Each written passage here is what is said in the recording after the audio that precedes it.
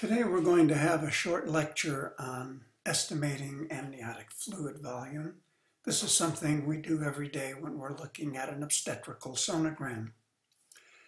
There are three ways that have been described for estimating amniotic fluid volume. These are visual assessment, the 2 and 8 centimeter rules, and the amniotic fluid index. I'm sure you're familiar with these. While I personally rely heavily on a visual estimate, we will start with the 2 and 8 centimeter rules and show how that influences how we judge the volume of amniotic fluid. Well, these rules were originally described by Chamberlain and Manning. Now, Manning was the professor, and Frank Manning is a very bright guy. And when I read his paper on this, I thought, boy, poor Frank has really gone off the deep end, because here's this very complicated appearance of fluid with fingers of fluid going here and there, etc. There's no conceivable way you can measure one pocket of fluid and come up with a reasonable estimate as to whether the fluid is normal, increased, or decreased. But I have to say that in Manning's papers, they looked at 7,500, actually more than 7,500 patients. So the sample size was certainly quite large.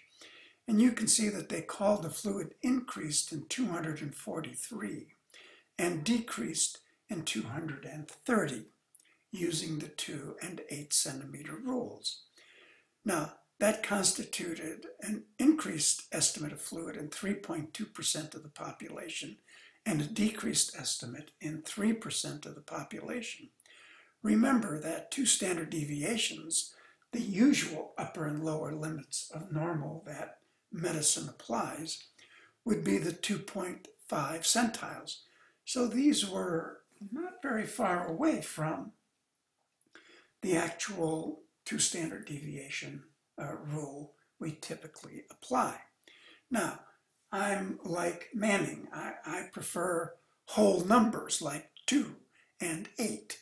And to get it to actually work out to 2.5% would have been impractical to say the rule was 2.35 centimeter rule and the 8.176 centimeter rule. I wouldn't have liked that. You probably wouldn't have liked that either. So from that perspective, the Manning 2 and 8 centimeter rules made some sense.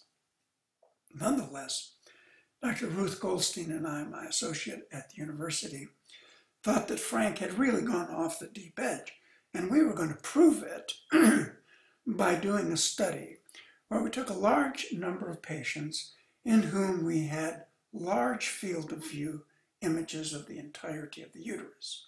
Therefore, it was possible on those images to make both a visual estimate of the volume of amniotic fluid and then at a later time come back and measure the deepest vertical pocket, which we both did. We first made a visual estimate of the volume of amniotic fluid. Then 3 months later, we came back and individually measured what we thought was the deepest vertical pocket. Our visual estimate of fluid included oligohydramnios, when we thought the volume was abnormally low, polyhydramnios, where we thought the volume was abnormally high, and then normal. But in the normal range, we gave ourselves the opportunity to say it was normal but below average, or it was normal but above average. As I said, 3 months later, we came back and measured the deepest vertical pocket according to the rules that Manning set up, and we made this graph. And when I saw that graph, I was rather taken aback, because in fact, there was a virtual linear relationship between the deepest vertical pocket and our visual estimate of amniotic fluid. Now, after some thought, it was obvious that I shouldn't have been surprised, because clearly the single largest pocket that we see when looking at an obstetrical sonogram is our single biggest visual clue as to whether we think the fluid is normal, increased, or decreased. But the other truly interesting feature was that neither Dr. Goldstein or I ever called a case oligohydramnios that had a greatest vertical pocket more than 2.5 centimeters. And neither Dr. Goldstein or I called a case polyhydramnios that didn't have a deepest vertical pocket greater than 7.5 centimeters. So from the perspective of the 2 and 8 centimeter rules and our visual estimate of amniotic fluid, there was a rather remarkable correlation with both 2 centimeter deepest vertical pocket and the call of oligohydramnios, and an 8 centimeter deepest vertical pocket and our call of polyhydramnios. The last way of estimating is amniotic fluid index. And I don't have to explain to you what the amniotic fluid index is. You are well aware that the amniotic fluid index took Manning's idea of measuring the deepest vertical pocket. But as you will find happens in every circumstance of measurement in the world of medicine, if somebody thinks one measurement is good, someone else will think 3, 4, or 5 measurements must be better. And that, in fact, is the origin of the amniotic fluid index, where, in fact, the uterus is divided into 4 quadrants, and the deepest vertical pocket is measured in each quadrant, added together, and the total tells you your estimate of whether fluid is normal, decreased, or increased. Now, there are, as you are probably aware, a variety of charts and notions as to what constitutes oligohydramnios and what constitutes polyhydramnios. I stick with these relatively simple numbers: 5 or less, oligo; 24 or more, poly. Now, I have to tell you that I am not a big fan of the amniotic fluid index, but I can tell you that I've never seen any measurement take obstetrics by storm like the amniotic fluid index. I had professors of obstetrics who were outstanding clinicians saying, oh, well, the amniotic fluid index is 5.1, so I don't have to worry about this patient. And coming along on another day and saying, oh, the amniotic fluid index is 4.9, I'd better do something. Let me absolutely assure you that you cannot make judgments about amniotic fluid index based on small variations. I challenge anybody to go in, measure the amniotic fluid index, walk out of the room, look at your results, walk back into the room, and get within 2 of the amniotic fluid index you just measured. You will find it to be extraordinarily difficult. Now, let me point out a further problem with the amniotic fluid index. It would be entirely legal and following every rule of measuring the amniotic fluid index for me to measure the deepest vertical pocket right there, then measure the deepest vertical pocket right there, then measure the deepest vertical pocket right there, and then finally measure the deepest vertical pocket right there. So essentially, measuring the same pocket 4 times, I would have followed every rule and come up with a perfectly legitimate amniotic fluid index. But both you and I know that it would be entirely nonsensical. Now, in the back of everyone's mind, we all realize that that doesn't make any sense at all. And what it does is it drives us to measure the deepest vertical pocket in the periphery of all four quadrants.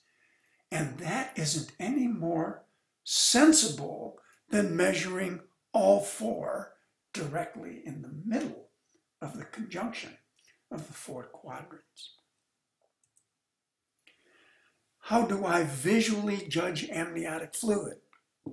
Here are my rules. This is dead center normal. Okay, it doesn't mean that somebody that deviates from this rule I would call abnormal, but if they deviate from this rule, I'm almost certainly going to make a measurement of some sort. What are my rules? Dead center normal, the torso fills the amniotic cavity from front to back, and amniotic fluid communicates between the small parts. I do not require the head to fill the cavity from front to back, but commonly it does. But again, I want to see pockets of fluid communicating between the small parts. Now, you can do this with a curved array transducer. You can do it with side-by-side linears, but you want to have a big enough picture for you to judge that the torso of the fetus fills the cavity from front to back, and there are communicating pockets between the small parts. If that is what you observe, you can measure deepest vertical pockets and amniotic fluid indices until the cows come home. You will never find an abnormal case. Now, this is especially true when you're considering polyhydramnios as a diagnosis. And that is the influence of the urinary bladder on its sonographic detection. That is because if the urinary bladder is overdistended, it pushes the anterior lower uterine segment against the posterior lower uterine segment. And because water is a non-compressible liquid, that means that the fluid is going to increase the diameters of the uterus, the anterior and transverse diameters, but it is the AP diameter that we're interested in here because we typically measure the deepest vertical pocket and the AFI in front to back deepest dimensions. So this is something that will influence all sonographic estimates of amniotic fluid volume. Largest pocket diameter, the AFI, and the visual estimation of fluid. The next admonition that I would give you is to be reasonable. Now here we have three different measurements of this pocket and a measurement of this pocket, but in fact, none of these is actually the deepest vertical pocket, and yet we would probably all accept all of those.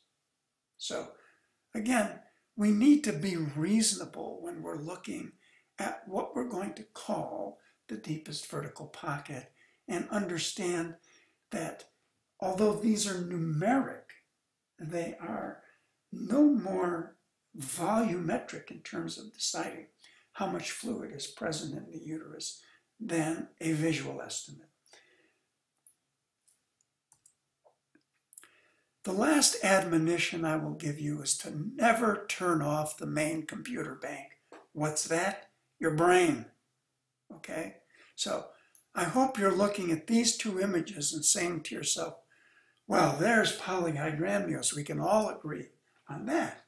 And if that's your estimation, I'm glad, because in fact, the point of this slide is to show you that this pregnancy has profound oligohydramnios.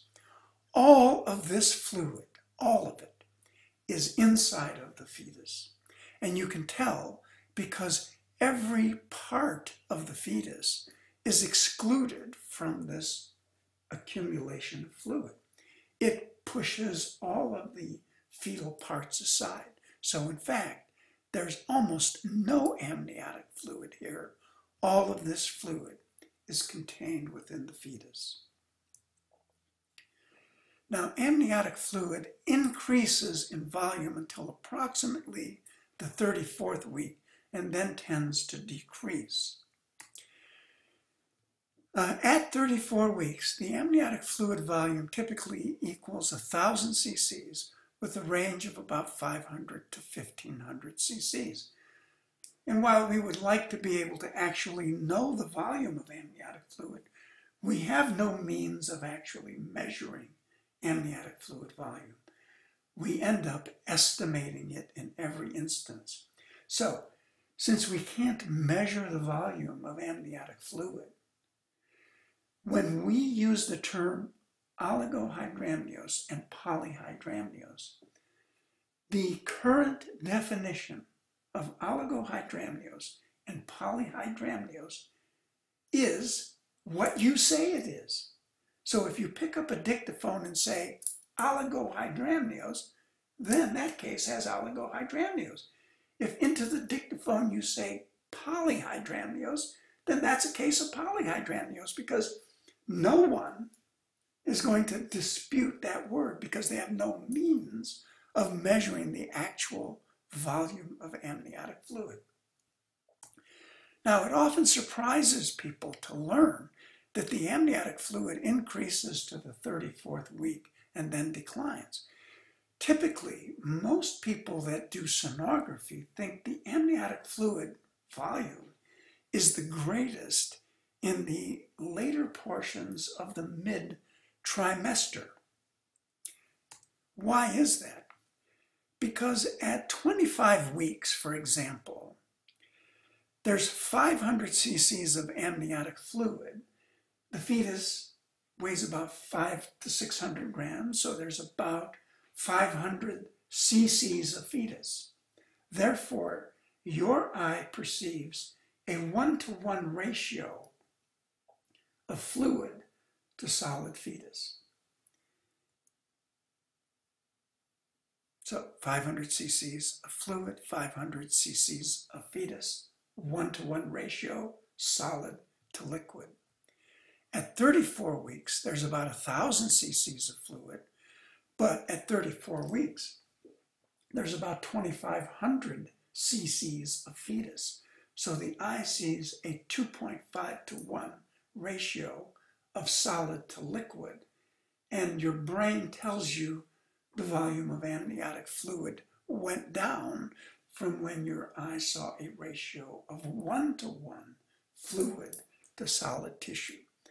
Again, I cannot overstate this.